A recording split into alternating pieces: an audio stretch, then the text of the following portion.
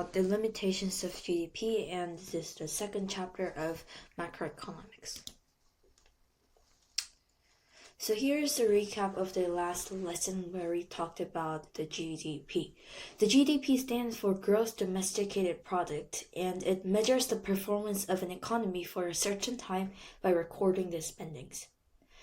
The GDP, however, does not include in-household activities, illegal activities, second-hand sales, purely financial transactions, and intermediate sales. Intermediate sales mean like when the firms buy intermediate products, like if you're trying to create ketchup, you're buying tomato. That is when you have intermediate sales. Per capita GDP is a measure that stands for GDP divided by population. So this has a better representation of the standard of living for a country because it represents for the entire population. So for example,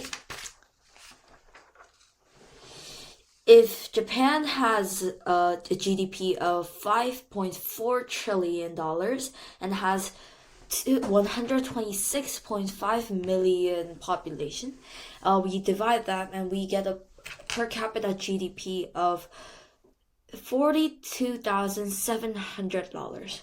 And for Montana, they have a GDP of $46.2 billion and 1.1 million population, which results in $42,000 of per capita GDP. Since the per capita GDP of Japan and Montana is similar, we can say that they have a similar standard of living. However, there are limitations of the GDP too.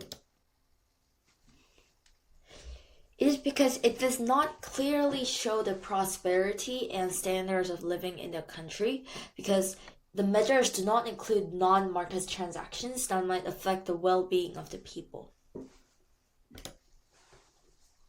Moreover, it does not take the distribution of income into account. This means that the GDP does not consider the income inequality of the entire country. Even though the GDP may be high, it may be only forced to a particular number of people, and the poor people won't be able to get that amount of GDP. Moreover, it does not take non-market transactions such as leisure time. Leisure time, first of all, includes time when you spend by yourself for entertainment, and it can contribute to the happiness of yours.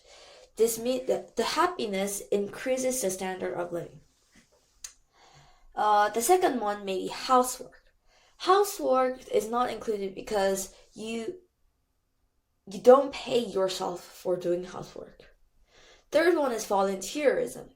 If you go to the park and clean up the mess, it is included as volunteerism. However, since you don't get paid for it, it cannot be included into the GDP. The last one is natural provision.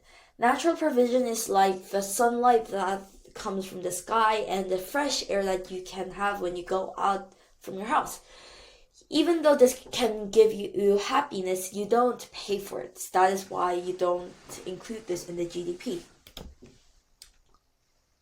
There is the GPI, that stands for Genuine Progress Indicator, which combines 26 statistical indicators, including the GDP, and the happiness indexes that might solve the limitations of the GDP. However, these indexes cannot exceed the efficiency of the GDP, so we need to wait for the statistics to create a better index that can solve the limitations of GDP and at the same time take all the benefits of the GDP.